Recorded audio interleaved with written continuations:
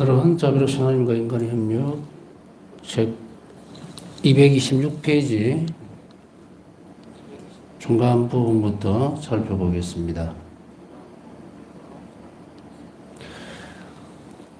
우리가 복음을 또 진리를 제대로 받아들이지 못하게 되는 근본적인 원인은 그 사람들 사이에서 겪었던 부정적인 경험 때문이다라고 말씀을 드렸습니다.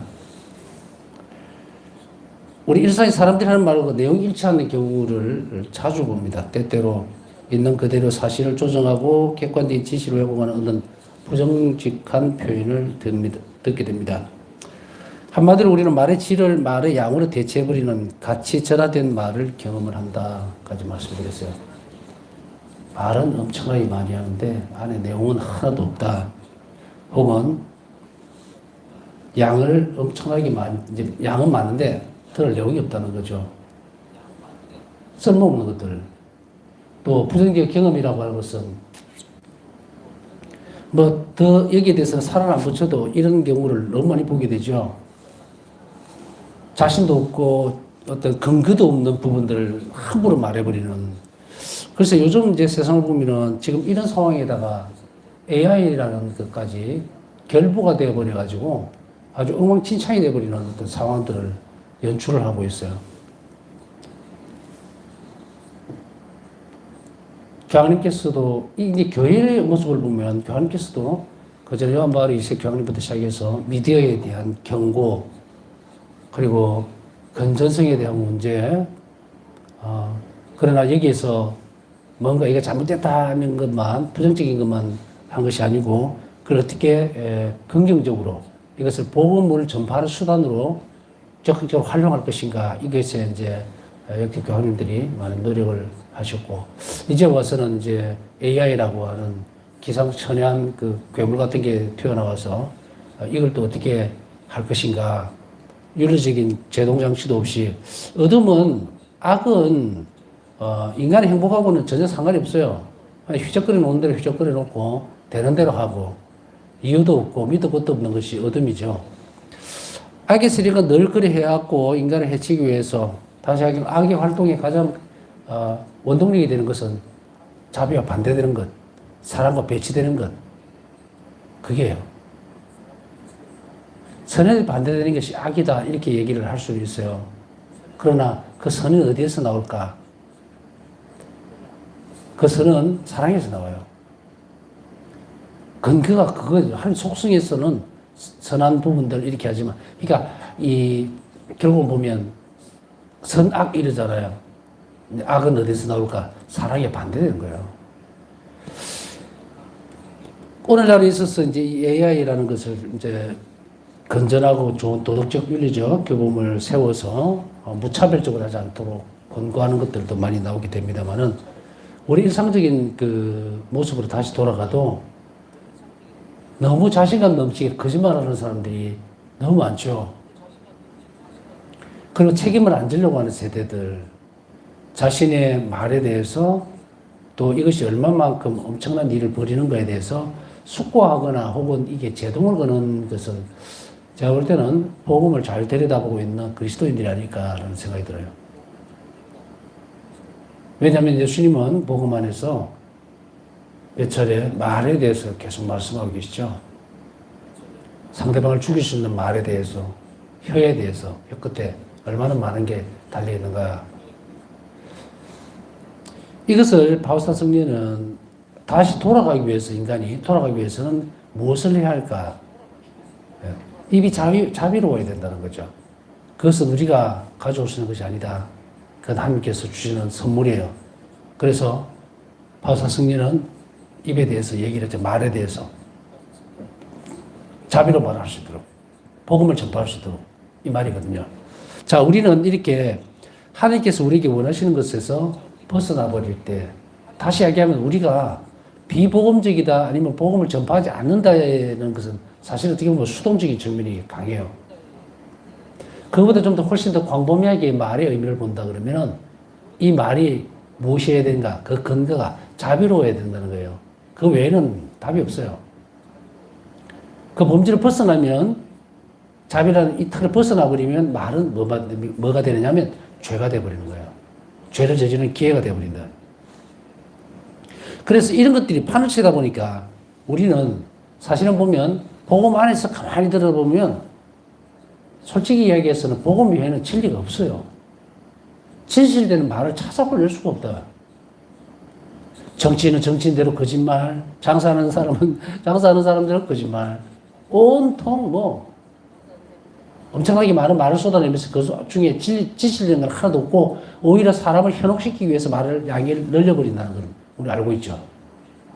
장사꾼들이 말이 많잖아요. 말이 굉장히 많은데 안에 쓸모 있는 것은 없다. 차라리 쓸모가 있으면서 길어진다면 뭔가가 손해볼 것은 없는데 1시간 동안 드라마를 보는 것과 1시간 동안 복음에 대해서 논하는 거, 그러니까 그걸 듣는 거하고 사실은 비교하거나 견질 수 있는 성격의 것이 못 되죠. 그럼에도 불구하고 우리는 흥미 위주로 이쪽으로 기울어져 있죠. 그러다 보니까 어떤 영향을 많이 받습니까? 부정적인 영향을 많이 받는다 이 말입니다. 자, 이런 경험들이 어디로 접근하지 못하게 만들어버리느냐. 악은 여기에 경계를 주고 접근하지 못하게 만드는 게 어디로? 복음으로. 진리 안으로 못 들어오게 합니다. 그래서 말의 진리를 양으로 대체해버리고 가치를 절하시키기 때문에 복음을 들으면서도 우리는 어떤 생각을, 이 부정적인 영향 때문에 복음을 어떻게 받아들이냐면 거의 10% 정도 받아들이나 10%도 어마어마하게 받아들이는 거예요. 이게 강의를 할 때 여기는 이제 어떻게 보면 자매 신심에 대해서 배우려고 하는 사람들이 어떤 뚜렷한 목적이 있죠, 그죠? 뭐 어떻게 됐든 간에 그것을 가지고 온 사람들을 저는 피정을 하잖아요. 피정을 하게 되면 이 정도가 굉장히 다릅니다. 본당 신부를 할 때 강의를 하거나 혹은 그 강론을 하게 되잖아요.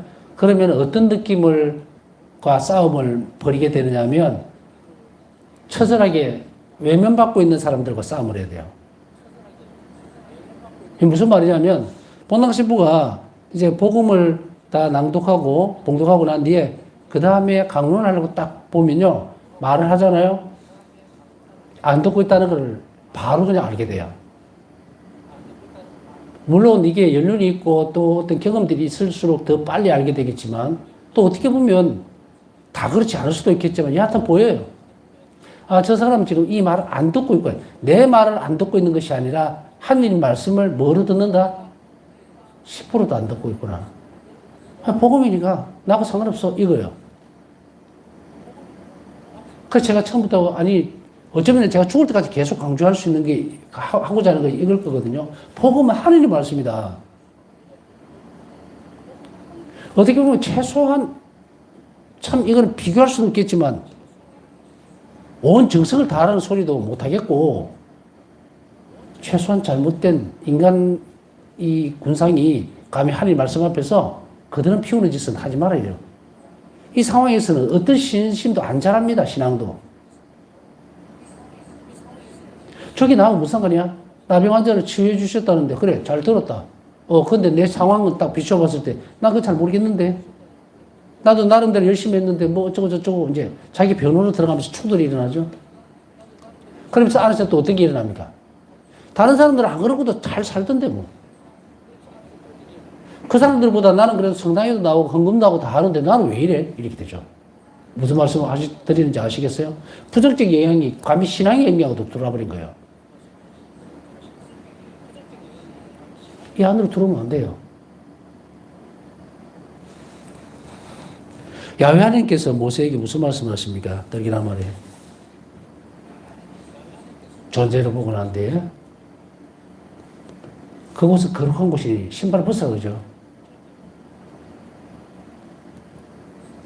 모세는 하나님을 마주보고 이야기했던 유일한 인물인데 그럼에도 불구하고 신을 벗어라. 그것은 거룩한 곳이다. 내가 존재하는 곳이다. 이거를 조금만 비켜가면요 죽어요. 사람은 존재 자체가 소멸해버린다고. 얼마나 놀라운 신비입니까? 우리 하나님을 모신다는 것이.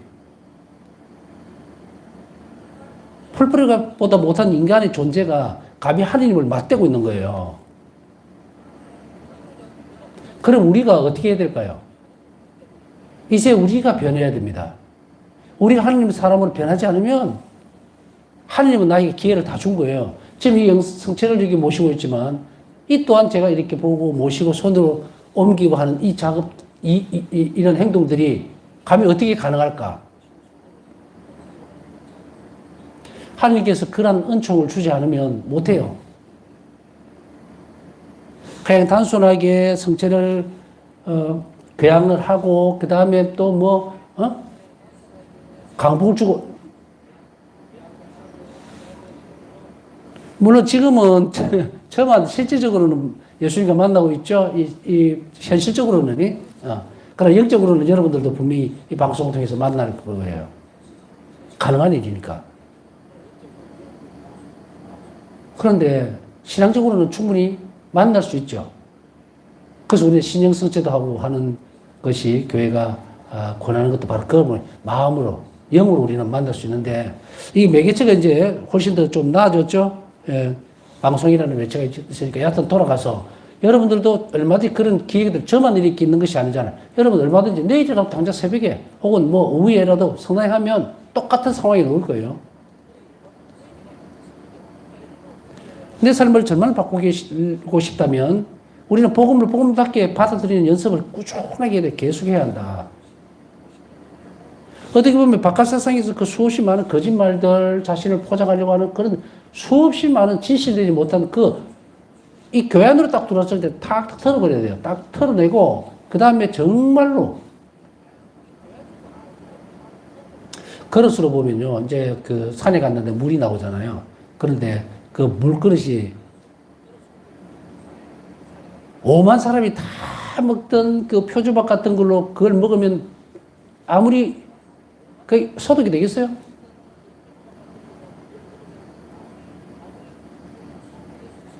똑같은 방향에 가면 안 된다. 적어도 그 물을 깨끗하게 마시려면 내가 가지고 있는 걸로 뜨겠죠. 자기가 가지고 있는 신앙의 그릇들.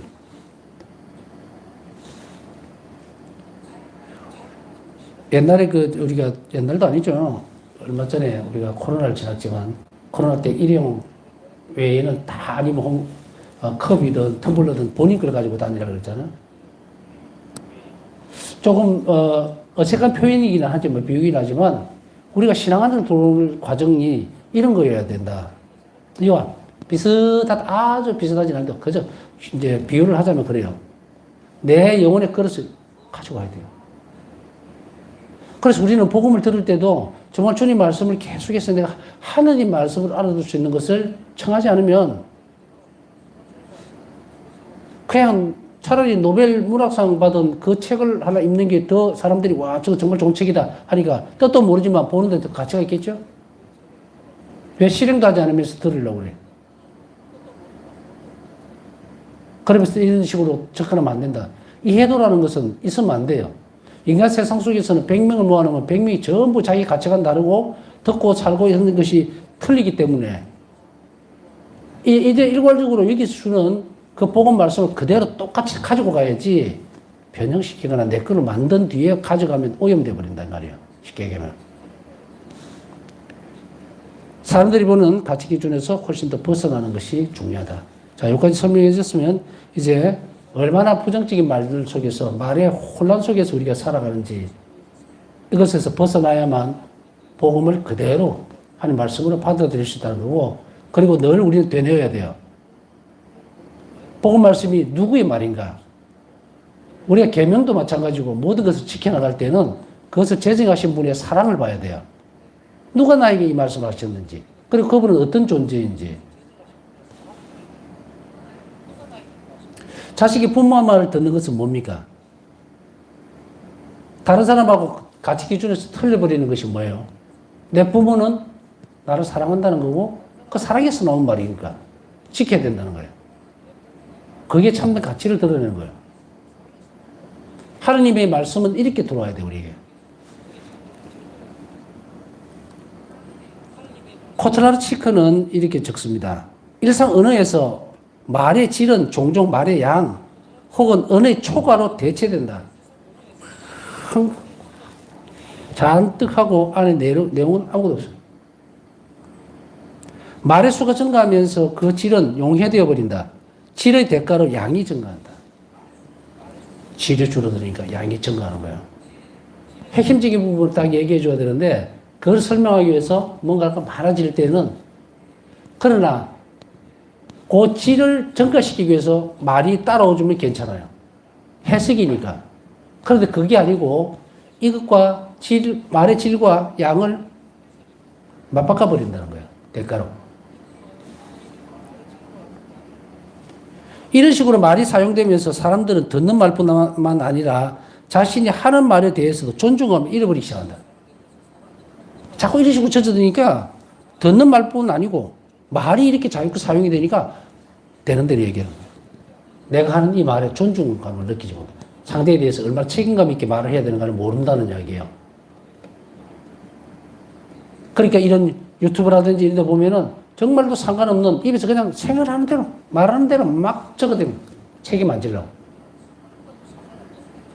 얼마나 심각한 범죄로 이어지고 있는 것인가.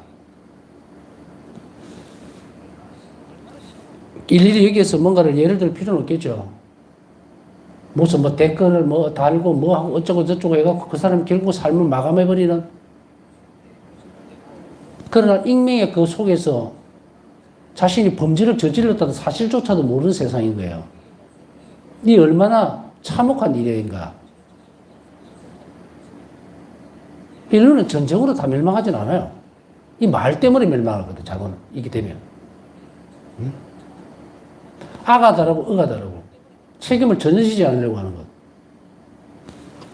진리는 어디로 가버리는지 없어요. 마귀가 이 땅에서 가장 먼저 죄를 시작할 때 뭘로 시작했냐면 말로 시작한 거예요. 아시죠? 언제 어떻게 벌어졌는지. 이 말을 제대로 진실되게 쓰려면 하느님 말만 하면 돼요. 하느님과 관련된 얘기들, 자비에 대해서, 선에 대해서, 사랑에 대해서만 하면 돼요. 자, 바울사 성령의 모습을 잠시만 보고 넘어갈까요? 자, 일기에 보면 바울사 성령은 이제 수도 생활이 깊어지면서 동료들과 오락시간이라든지 주변의 정인들도 똑같이 나옵니다. 응? 바울사 성령에 대해서 이렇게 말하는 정인들의 말도 똑같이 나와요. 뭐냐? 바울사 성령은 오락시간이라든지 다른 이제 즐겁게 노는 시간들이 있어요. 세상 어디를 가나 인간이 뭔가를 하는 오락이라는 거 이거는 뭐 떨어질 수 없는 것 같아요. 물론 봉쇄 수도원에 대해서는 안 할 것 같은데 여하튼 일반적으로는 다 야 우리 심심한데 오락 이렇게 착 하죠. 인간의 그 즐거움의 어떤 표현들이기 때문에 또 단합도 되고 이런 여러 가지 긍정적인 게 있겠는데 수도원에서도 이제 서로를 잘 알도록 하기 위해서 또 이런 부분 관계 개선 더 깊어지고 친숙감을 느끼기 위해서 그런 시간이 있을 때 바울사 성령은 어떤 처음에는 그렇게 막 서로 자유로운 어떤 얘기들의 분위기 노래도 부르고 이랬겠죠. 그런데 어느 순간에 바울사 성령은 어느 딱 한 부분을 잡아서 하느님으로 싹 그리고 하는 얘기로 딱 끌고 가버리는 거예요. 그 사람들 전부 다 바울사 성령가 말씀만 하시면 집중을 하는 거예요.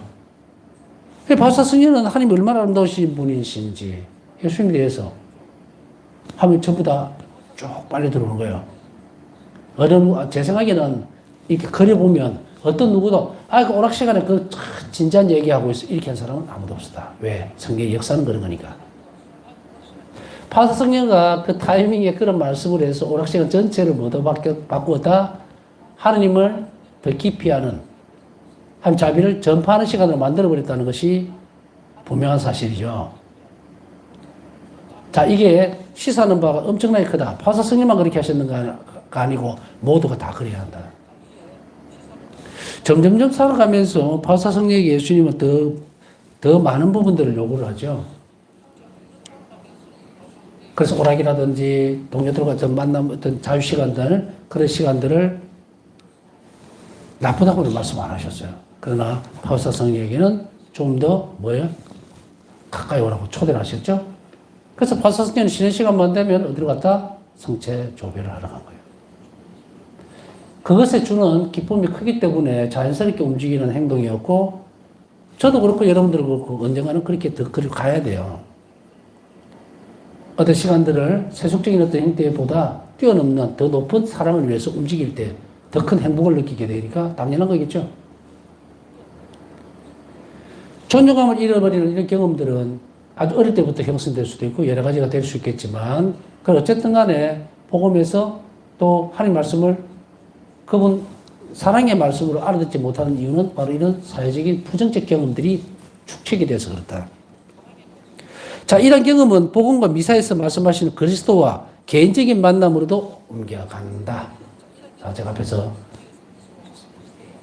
쭉 풀어서 왜 설명을 해드렸는지 아시겠죠? 이게 더 이상 많은 시간들을 할애할 필요는 없겠죠. 이런 우리 습관들이나 모양이 탈탈 털어내지 않으면 절대로 복음으로 미사시간 안에서 선포되어지는 그 말씀을 통한 개인적 만남으로 못 갑니다. 미사에서 만남이 깨지니까 어떻게 돼요? 그냥 신자예요. 그냥, 그죠? 시계 주가지고 왔다리 갔다리. 우리 자신의 삶이 그랬다면 지금 어떤 경험 때문에 왜 내가 못했는지 답은 여기 있으니까 이제 더 이상 시어머니 10년 동안 미사참 냈는데 아무 느낌도 없고 그런 엉뚱소리 하지 말고, 학생이 학교에 가면서 교과서도 없고 필기도 안 하고 맨날 낮잠 자려면 학교 왜 와? 집에 있지. 우리는 미사 참전을 통해서도 복음을 통해서 강론을 통해서 뭘 한다? 교육을 하는 거예요. 교육을 듣는다. 사역자들을 통해서 말하는 그 하나님 말씀이 여러 갈래로 많이 종류가 다르고 있겠지만 거기에 대한 판단을 할 필요는 없다. 정말 좋은 강론, 좋은 모습은요, 그저 예수님께 대해서, 예수 말씀에 대해서, 하나님에 대해서, 또 그분 사랑에 대해서 전달되는 말만 하면 돼요. 그 위에 감동을 준다, 너무 참 재밌다. 왜 필요해요, 이게? 하나님 무슨 코미디언도 아니고 왜 웃겨야 하는데, 강론 때.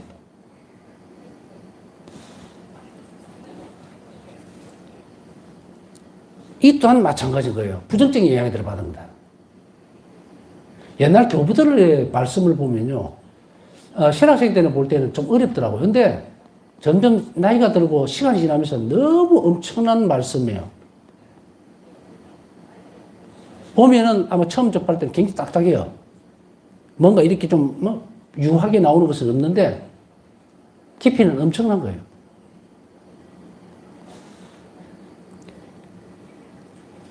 우리는 듣는 것도 그렇고 말하는 것도 그렇고,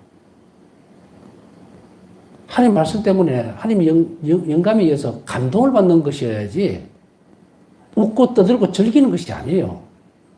그 오락시간이에요, 오락시간.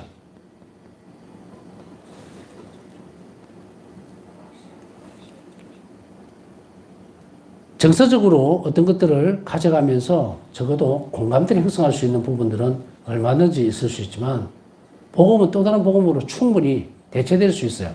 그렇지만 우리는 많은 부분들을 다른 곳에서 가져오겠지만, 이런 경험들이 미사에서 만나는 하나님을 방해해서는 안 된다. 내가 하나님을 해석하고 있는 것이 아니에요. 하나님께서 어떻게 하시는가를 그대로 전해주는 거거든요. 그들은 그분의 말씀을 신뢰하며 받아들이는데 어려움을 발견합니다. 자, 왜 어려움이 어렵고 못 알아듣겠고 왜 나하고 상관이 없이 느껴지는지는 앞에 설명 충분히 드렸습니다. 이것 때문에 그런 거예요. 이런 상황에서 가장 좋은 방법은 자신의 부정적인 경험을 초월하려고 노력하며 그리스도의 말씀을 영원한 생명을 준 하나님의 말씀으로 받아들이는 것이 필요하다. 요한복음 6장 69절 참조하시면 됩니다. 자, 첫째는 부정적인 경험을 초월하려고 해야 돼요. 어떤 사람은 저 사람을 볼 때 어떤 말을 하면 그 뒤 이면에 또 뭐가 있나? 이렇게 되는 부정적인 경향이 있어서는 안 돼요. 그럼 자꾸 넘겨짓게 됩니다. 강론도 그 신부님들이 이렇게 얘기를 하고서 저 분명히 저 뒤에 뭐가 있을 거야. 저 분명히 나보고 하는 소리야.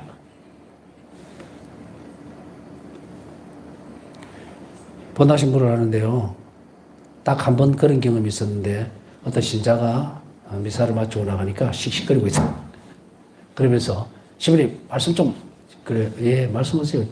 왜 오늘 신부님 강원 때 저한테 막 말씀하셨어요. 그래서 내가 무슨 소리입니까? 이랬더니 오늘 말 공론 저보고 한 거 아니에요. 이러더라고요.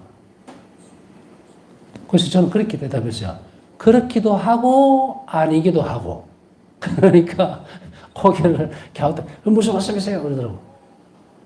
복음은 보편적이기 때문에 그날 듣는 사람에 따라서 자기 것이 될 수밖에 없습니다. 내가 뭐 당신 사정을 어떻게 한다고 일일이 당신 양심이 찔리는 게 있으면 복음이 당신에게 좋은 은총의 선물 준 거 아니에요? 그냥 고치면 되죠. 왜 나를 공격한다? 이런 생각이야. 실명을 거론한 것도 아니고 너 이렇게도 안 했는데. 그랬더니 그런가. 근데 사실은 그것을 보면서 저 또한 놀란 거예요. 다른 누구도 뭐 이런 것도 하나도 하지 않았고 그냥 복음을 그대로 전달해 줬는데 이런 충격이 있구나. 그럼 더 이상 살 붙일 필요는 없죠. 노력해야 될 것은 하나님 말씀을 가감없이 그대로 어떻게 전달할 것인가가 가장 중요한 숙제일 텐데. 그래서 부정적인 경험을 초월하려고 계속 노력하는 것은 현실적인 부분이에요. 그 다음에 말씀을 하나님 말씀으로 받아들이라. 제가 100번도 더 강조할 거예요, 앞으로도. 복음을 알아듣지 못하고 말씀을 알아듣지 못하면 우리 안에 영원한 생명이 안 자랍니다. 살 수가 없어요. 말씀이 사람이 되셨으니 그 말씀이 우리 안에서 살아 움직여야 되는데 아예 뿌리가 말라버리면 어떻게 됩니까? 존중성의 문제가 아니에요. 하나님 말씀이에요. 우리가 어떤 대목을 읽었을 때에 나는 하느님이다. 나는 사람이 아니다. 내가 너와 같은 줄 아느냐? 내가 부정적으로 느끼고 힘들고 또 희망이 없고 할 때도 우리 신앙은 그게 아니에요. 내가 믿는 하느님은 하느님이에요. 뭘 못하실까? 나를 창조하신 분이. 다시금 주님 앞에 가서 움직여야죠. 하실 수 있다고. 그것이 우리가 고백해내야 되는 거예요. 그때 기적은 일어나는 거예요. 한편 그리스도의 말씀을 듣는 것은 그 말씀을 지키는 것으로 이어져야 합니다. 언젠가 시간이 되면은 그 말씀을 나눌 기회가 있을는지 모르겠어요. 방송으로는 되지 않을 것 같은데. 말씀이 말씀으로 듣고 그대로 실행되어 가는가? 나는 복음 안에 있는 그 말씀을 전부 다 어떻게 받아들이고 있는가? 너무도 복음 안에는 엄청난 것들이 많죠. 형제가 바보라고 하는데 기억나시죠? 복음에서 그 대목을 참 입에 올리기 힘들 정도로 어마어마한 처벌이죠. 자, 이런 것들을 그러면은 겁주려고 했을까요? 아니잖아요. 그대로 실행된다는 이야기니까 안 해야 돼요. 그러면은 바보라고 안 하고 다른 어떤 우리가 보통 쓸 때 바보 축구야 그러잖아요. 바보는 빼고 축구는 괜찮을까? 말에 대한 거예요. 제가 여기서 말씀드리고 싶은 내용 한 가지입니다. 우리 입은 복음만 전해야 돼요. 하느님 말씀은 전해야 돼요. 이게서 어긋나면 60%, 70% 어떻게 움직이냐에 따라 달라집니다. 우리 입은 말 그대로 거룩해지라고 달려있는 거예요. 그리스도인이 세례를 받고 탄생을 할 때는 몸도 다 바뀌었어요. 그러면 그때부터는 뭐만 해야 된다? 용서하는 입, 그죠? 자비를 베푸는 입, 칭찬하는 입이 돼야지 다른 게 써지면 안 된다. 사랑의 입으로 바뀌어야 된다. 저도 그렇고 여러분도 그렇고 힘써 노력해야 하는 대목이에요.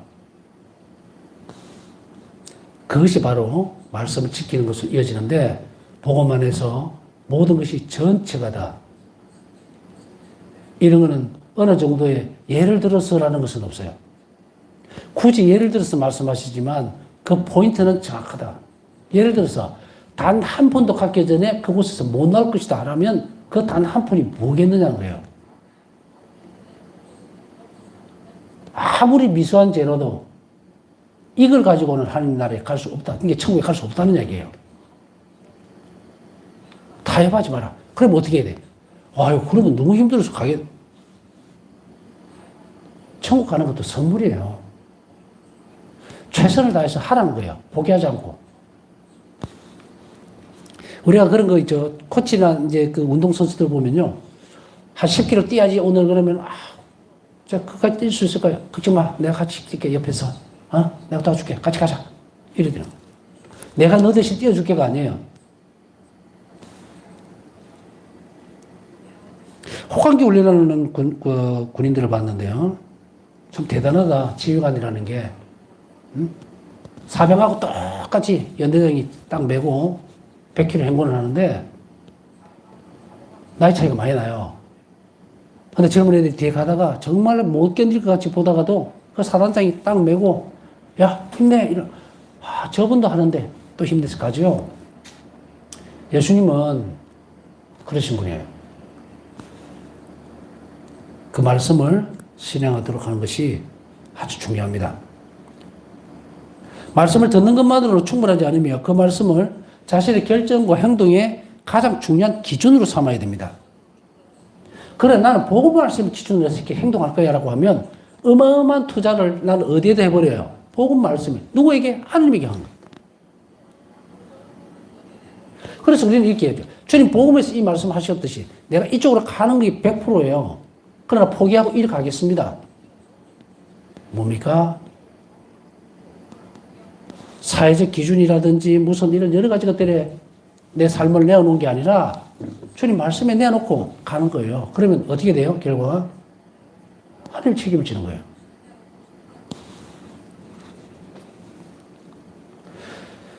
그리스도께서는 당신의 설교를 칭찬하는 여인에게 응답하시면서 이 조건을 강조하십니다. 지키고 실천해라. 하나님의 말씀을 듣고 지키는 이들이 오히려 행복하다. 누가복음 11장 28절. 그리스도 이 말씀에서 하나님 말씀을 지킨다는 것은 자신의 삶이 그 말씀으로 인도받는다는 것을 의미한다. 이걸 아까 제가 투자한다고 얘기했잖아요. 내 삶의 일부를 하나님 말씀에 투자한 거예요. 그러면 그 결과는 뻔합니다. 세상에 못 주는 걸 다 주시는 거예요. 내가 하나님 말씀을 지키기 위해서 몽땅 다 날린다? 있을 수 없는 일이에요. 하나님 말씀을 진리고 그 사랑이기 때문에 그것에 어긋난 것이 없잖아요. 잘못될 일도 없고. 그래서 사랑의 말은 왔다리 갔다가 또 이익적인 부분도 있고 하니까 거기에 투자했다가 쫄딱 망하는 건 어쩔 수 없어요. 우리 삶이 어려울 때보다 팍팍할 때마다 항상 이런 부분들을 우리는 다시금 살펴보면서 행동의 기준으로 삼아가야 합니다. 이것을 키워나가면 어떻게 돼요? 얼타게 제도가 되는 거예요. 더 큰 사랑을 위해서. 그래서 이걸 조금 더 풀어보면 늘 저도 묵상하고 또 잘 가르치는 이야기지만 아주 작은 일이라도 그게 큰 의미를 지니려면 반드시 뭐다? 하나님께 대한 사랑을 알아. 하나님이 사랑으로 된, 하나님 사랑이 동기가 된 그 행위들은 아무리 작은 것이라더라도 예수님은 가장 기뻐하시고 가장 가치 있는 일이 된다. 이것을 분명하게 할 필요가 있습니다. 네, 지금 세상이 아주 복잡합니다.